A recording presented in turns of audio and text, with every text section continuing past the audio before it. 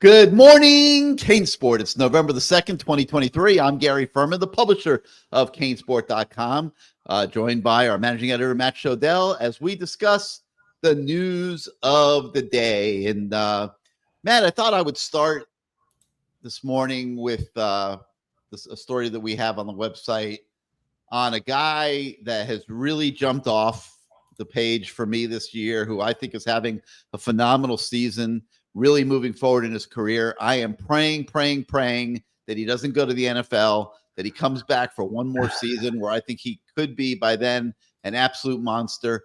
And that is safety, who should be a linebacker, James Williams. And he is thriving to me, Matt, under Lance Guidry. And we sent you into the lab and said, look, James Williams is kicking ass this year. And go into the lab, study his tape, come back, tell us what he's doing and why. And you emerged with a huge smile on your face because he clearly is one of the bright spots of this football team. Talk to us a little bit about the story that's on the site today and what you found. I mean, he always has been a top prospect. And if you ask him, he'll say his first 2 years at Miami, he was doing the same stuff that he was just as good as he is now. Like, he says nothing's changed. The defense isn't anything to do with it.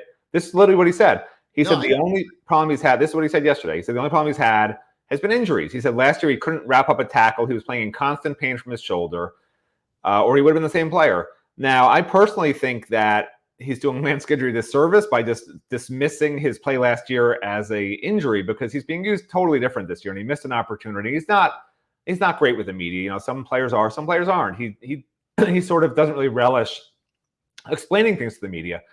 But as you all can look at the clips this morning on the website, you'll see that he's hit, like last year when he'd hit somebody, he'd just throw his body into them and hope they go down, because I guess he couldn't really go like this with his arms.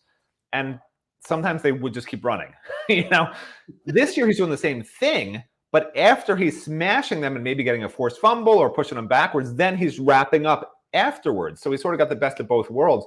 And he's about as ferocious a hitter, and you'll see it on the tape, as you're going to find. I mean, that North Carolina, the power back that they have, full head of steam at James, and James is just not even have that much momentum. And James just uses his lower body to just stand up the running back, and his upper body strength to throw him onto the turf. I mean, you just don't see safeties like you mentioned. He's a linebacker. He hits like a linebacker, but he has range like a safety. I actually disagree with you. I don't think he is a linebacker in college. I think he's a linebacker in the NFL.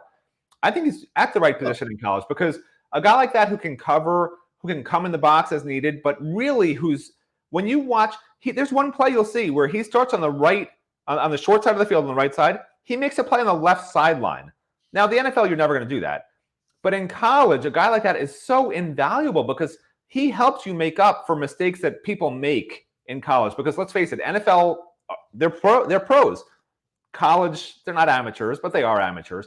And the college players make mistakes. And you want your best players to be safeties if they can be athletic enough to be safeties. And he is certainly athletic enough to be a safety. He will be a higher draft pick than Cam Kinchens. And Cam Kinchens is a returning All-American.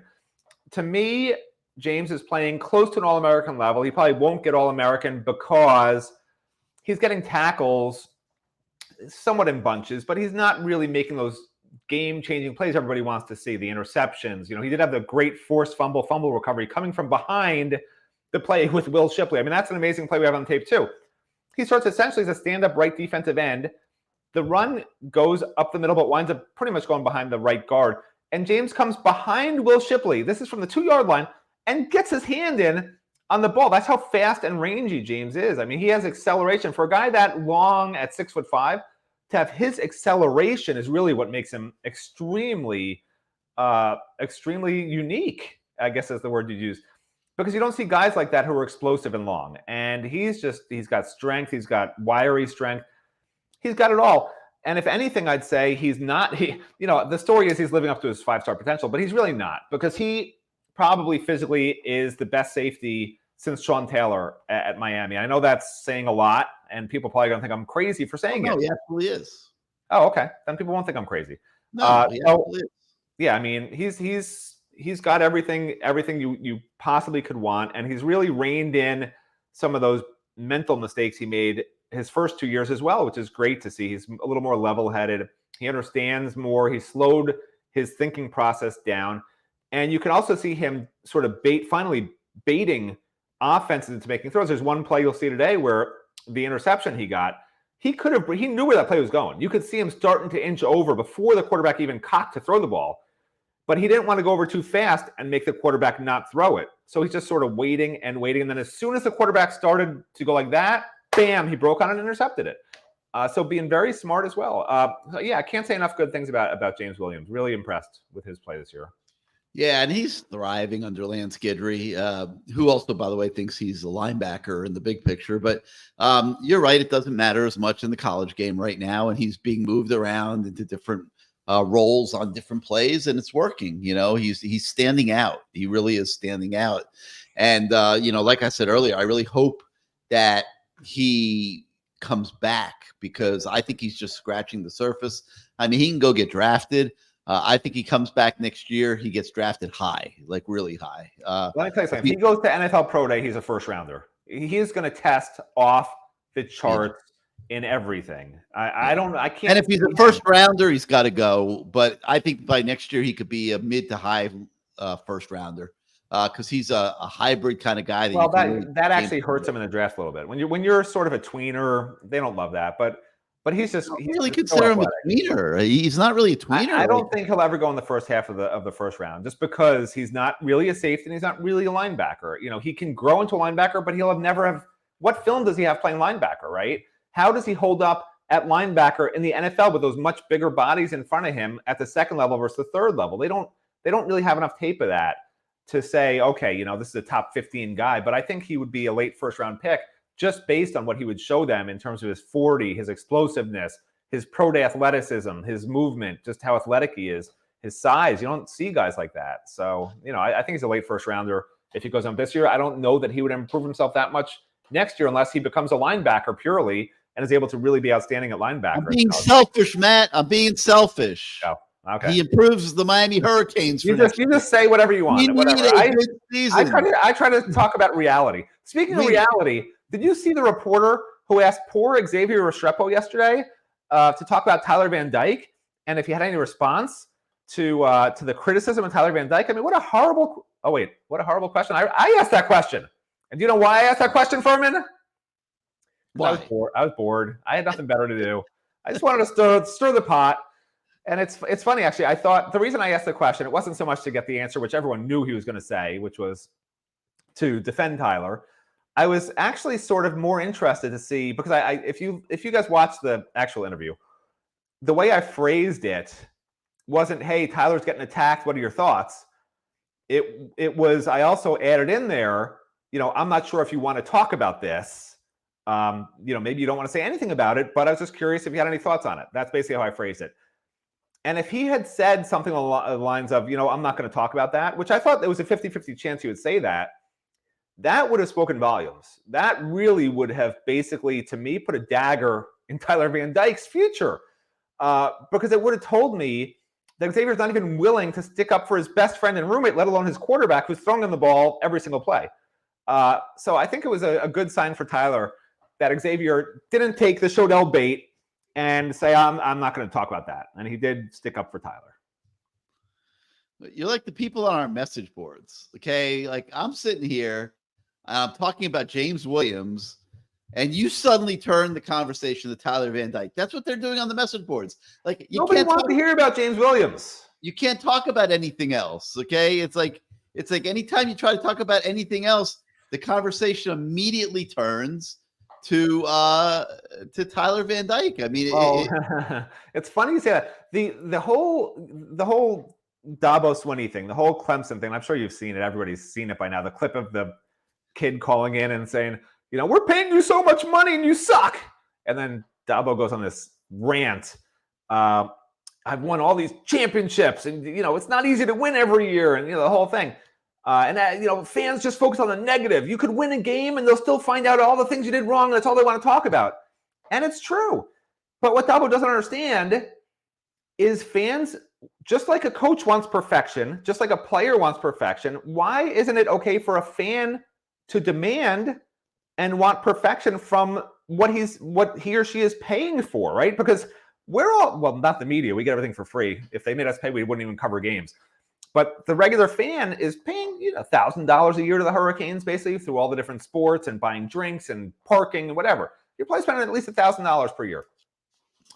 And to go and spend your hard-earned money that you guys all work for at various places. I don't know where you guys work, but to earn that money and to spend it on a product. And then just to say, no matter what, that, listen, they won. It doesn't matter. They won. They won by 1 point against the worst team in the country, but they won. So everything's great. I don't understand why coaches want that. Even Xavier said, fans are going to be fans. That was the first thing he said. Fans are going to be fans. They're fans. Like fans are so horrible. Like, we're these horrible people. But I don't understand why. It's almost like how the media has become the enemy in politics, right? Everyone hates, you either hate CNN or you hate Fox News. It's one or the other. You can't like both of them.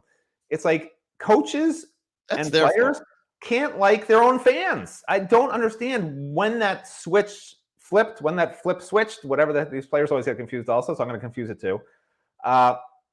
Something happened, because it used to be the team you supported, no matter what they did, you were going to stick up for them.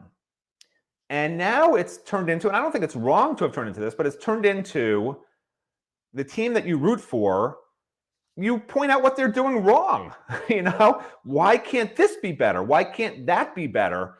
And I don't know if it's an entitlement problem for the public at large, if just people now in the modern social media age, it's a lot easier to sort of get your opinions out there, and then sort of other people feed off of them and start thinking for themselves. Like the party line used to just be what the coaches would say and what the program would tell you. That's the party line. That's like North Korea. That's what you believe. But now North Korea has free media all of a sudden, and you're reading on the internet that, hey, maybe our quarterback actually sucks at Miami. Maybe he's not the ACC player of the year we thought he was his freshman year. Hey, maybe he's only thrown to one receiver and not, even though the other two guys have pretty good stats, he's not spreading the ball around. Hey, maybe the passing defense isn't so good. They're ranked 70th in the country. Like, what's going wrong with that? Who cares that they're great against the run? Why can't they stop the pass? Why does our punter have an Australian accent and doesn't leave tips for anybody? Which is what he told us yesterday. There are so many different things that he said tips were included in Australia. He was unaware that the American custom is not to include the tip in the bill and to leave a tip. So that's going to be my excuse next time. When the waiter comes to me and says, hey, dude, why don't you leave a tip? I'll be like, I'm so sorry, lass. In my country, we don't leave tips. I'm so sorry. I can't do Australian.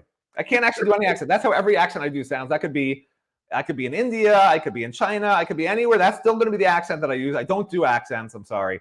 The accent you use when you don't want them to understand a word you're saying is what you're saying. But that's what he told us. So I think it's interesting, just because when I was in college, I actually taught a class. They have an experimental college at Mighty Tufts University, and I taught a class with a friend of mine called Sports and Society. And to me, it's a strange way that sports and society is interacting nowadays. And I can see why coaches and players are just annoyed at their own fans. They really are. Like, I hate to tell you guys out there, the Miami players are annoyed at you. Okay? You've heard it here first. The Miami offensive players are super annoyed at you. I'm talking to you, whoever you are out there. It's true. And that's sad. It is a little sad. All right. Well, James Williams is, like we said, having a monster season. I mean, he had 13 tackles last week, and he now has a team high 46 tackles on the season. He's had a 44-yard interception return. He's had 4 pass breakups. He forced that key fumble and recovered it on the goal line against Clemson. A massive play in winning that game. And, his Pro Football Focus grades bear out everything that we're saying about him. I mean, he's got an excellent overall grade of 75.5, 80.9 in coverage, by the way. And people have been on me for weeks that I, throw out there that Cam Kinchins isn't great in coverage. James Williams has got an 80 grade in coverage. Like, he's doing a good job in coverage. He's not going 0 for 6 on a given week. So he's having a pretty damn good season. And like I said, I really, really, really hope that James Williams decides to come back to Miami. All right. Well, Matt, I don't know that I want to say rudely or, well, I don't really know what adjective I want to put on it. But a little while ago, he tried to change the subject on all of us and kind of, flip the script, so to speak, and jump ahead and talk about Xavier Restrepo. Well, here's the comment, okay, that Matt was talking about to his question about Tyler Van Dyke. And Xavier Restrepo says, when he's doing good, it's Tyler Van Dimes. But when he's doing bad, one game doesn't define you. He's still the same guy that throws 300 yards, 3 touchdowns, and we have full confidence in him and us. We can't let one game define anyone on our team. Matt, it's been more than one game, no argument. I get accused of leading the Tyler Van Dyke Defense Association. People tell me I'm making excuses. I'm not making excuses. I'm looking for explanations like everybody else. And if I mention that he's been playing hurt since the beginning of the year, I'm not making an excuse. Telling you guys you got to acknowledge that he's been playing hurt since the beginning of the year. If I say he hasn't mastered the new system well enough, I'm not making an excuse. I'm stating what I think is a fact, in that he has not mastered Shannon Dawson's system well enough. And he's looking at the field and it's not all making sense for him. And that's because defenses are throwing wrinkles in there. They're dropping extra guys into coverage. They're making it very hard on Tyler, and he's not making it easy on himself by taking his checkdowns. So you got to believe a lot of effort went into this week, Matt. And, we talked about this a little bit earlier in the week, but I wholeheartedly believe they have worked very, very hard on this, and that Xavier Restrepo's faith, and we got the article with Xavier on the website this morning, Xavier Restrepo's faith is going to get paid off this weekend. I am expecting to see a much better model of Tyler Van Dyke. And if we do see that, I think it will bode well for Miami, and Xavier will be happy because it will mean that he is catching several footballs. Look, the frustration with Tyler isn't that he can't be great. The frustration with Tyler is that he is great, but doesn't play great. And that's been the case really since last year. Texas A&M, no touchdowns, 217 yards. Middle Tennessee, 2 interceptions, 138 yards. You fast forward to the last 3 games, this year, 2 of them were before the leg injury, obviously, and he's thrown 7 interceptions in 3 games. And then he will have that 300-yard, 3-touchdown game. He will have that 400-yard, 4-touchdown game. What is so frustrating to fans, and why fans are really up in arms against him, is because the top quarterbacks, they might have a bad half. They might even have a bad 3 quarters. But when it's time, when you need to be called upon, you rally and you make the plays. And he goes entire games where he just never looks right, never figures it out. Look, it is, even as a reporter, it's very frustrating. It's like, what happened to the offense that we saw, at this point or at that point? So that's why a lot of fans want to move on from him, because you don't know who you're going to see every game. And the key in football to winning every game is consistency. If you have 2 bad games out of 12, it seems like 10 out of 12 games, you played great in 10 out of 12 games. That's amazing. But when you're the quarterback, you just lost 2 games. You're not going to be in the playoffs, at least not in this system this year. So that's a problem. And the other thing is, fans always think the backup is better than the starter, no matter what position it is, when they're failing, And the only championship level players Miami has on offense right now are on the offensive line. I'd argue Xavier Restrepo is championship level mentally. He's not off the charts physically. And then you've got a bunch of blocking tight ends. So really, and I think Mark Fletcher will be, but he's been hurt. To me, that's it on offense. And on defense, I think Francisco Maligoa is starting to prove he's at that level. And then you have, obviously, Ruben Bain, Akeem Messidor. Leonard Taylor can be, but he's like, Leonard Taylor is the Tyler Van Dyke of the defense. Like Leonard Taylor, he could be the best defensive lineman one week and the worst the next week. I mean, there's no predicting it. So, it's a little bit weird in that sense. And then obviously James Williams and Cam Kinchin's in the back end. So the defense, to me, has more championship level talent at the top end than the offense, but the offense actually has more potential with young players and depth than the defense. So it's sort of a weird mix. And that's why I still think, a year, 2 years from now, this stuff's all going to be in the distant past. No one's going to be talking about Tyler's inconsistency or, why didn't you take a knee? I think fans will be very happy in a couple of years with what is going to be coming down the line. But it's just a case of waiting for it. And again, we're talking about sports and society. Fans don't want to be patient. Fans don't want to wait. Fans want to know why is Tyler still playing? If Tyler's playing terrible for 3 quarters, and we've seen in the past, he's not going to be better in the 4th quarter, right? For the most part.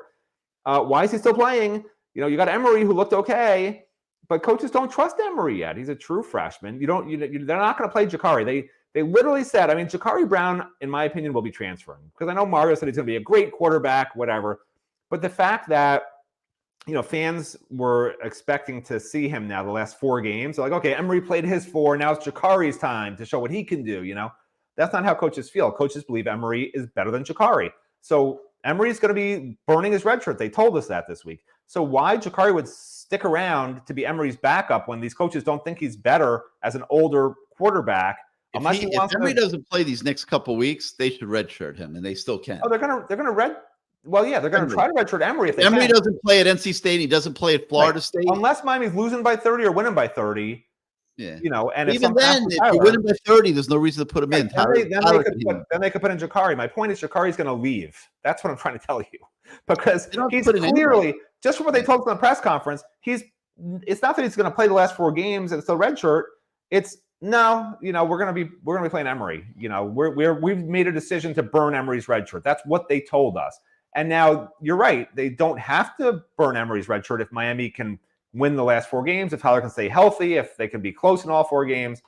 But that's the decision they made and told us. And I don't know that they should have told us that, but they did. They shouldn't tell you anything. They didn't have to tell us. Like, why are you telling us that you're burning Emery's red shirt when he may still redshirt? Like, I don't understand that at all, but that's what they said. Maybe they weren't thinking like that, but they should be, because they could still redshirt him, and it might make sense if Tyler can finish these next few games.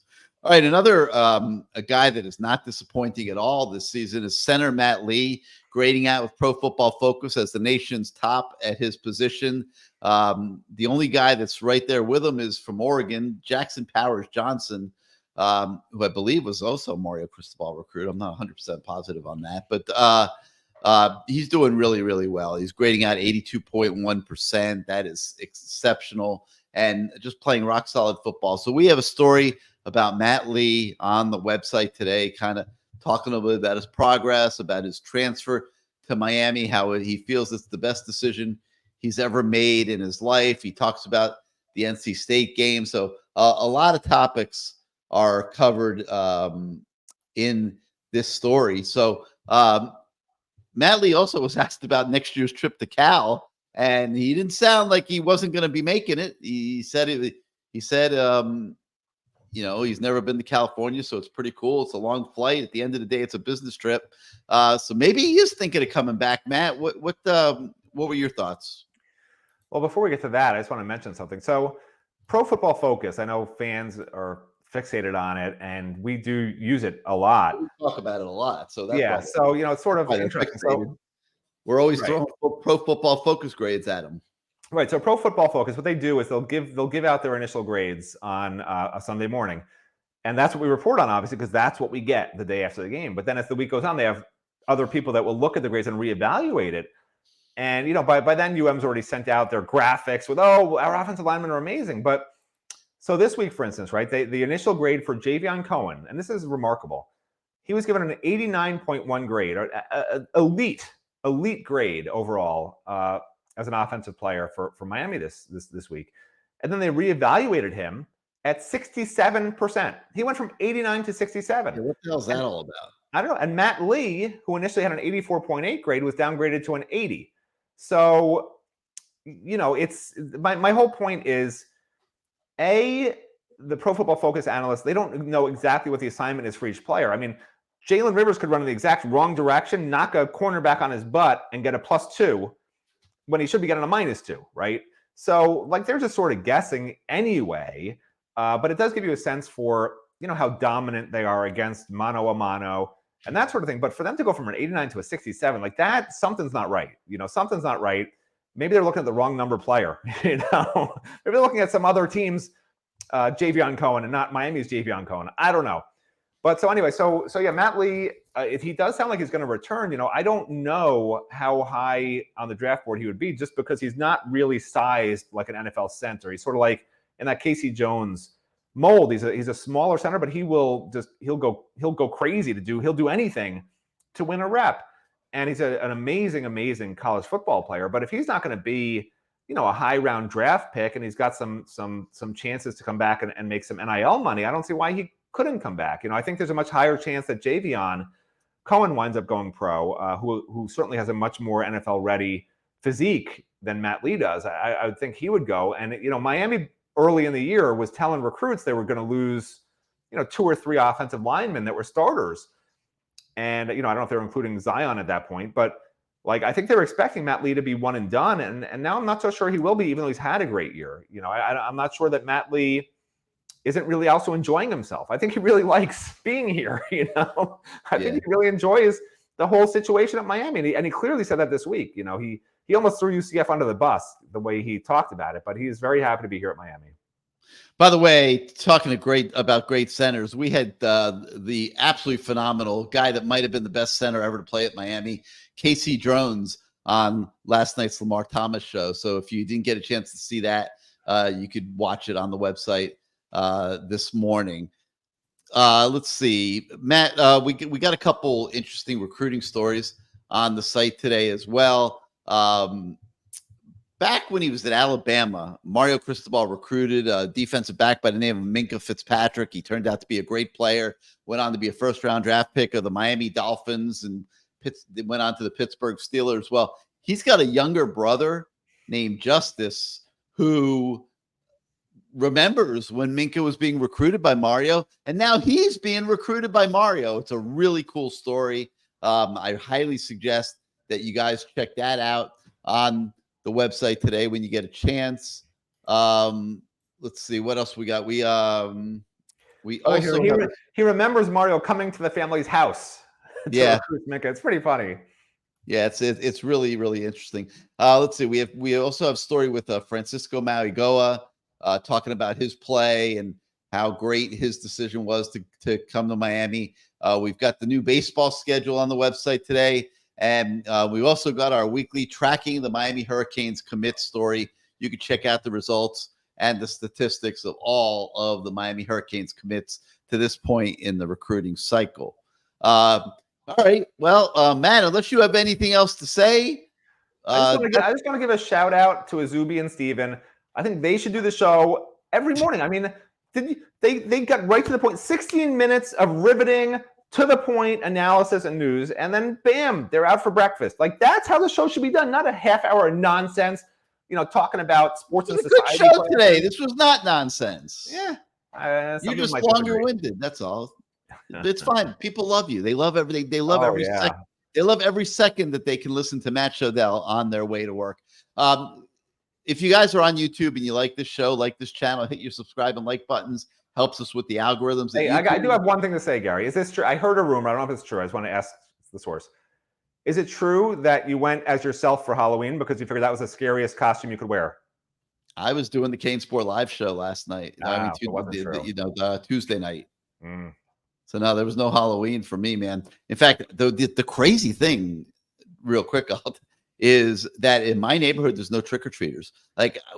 My doorbell did not ring one time the whole night. It is insane how trick-or-treating has gone by the wayside with this new generation of kids. I don't know how that happened, but nobody goes trick-or-treating anymore. It's funny. When I was a kid, there's always one house you don't go to because it's the scary guy lives there. That's me. You don't walk up those steps. Because the last kid that walked up those steps, they still don't know where he is. Okay. So that's why. Okay. I hear you. It has nothing to do with you. I'm just telling you a personal story. I don't know why you're relating it to yourself. All right. If you're not yet a subscriber to CaneSport.com, please come join our community of fans. You will not be sorry. We have a lot of fun on the message boards. We got some characters. I'm suspicious of a few guys. I think they might be FSU trolls. So they're on ban alert.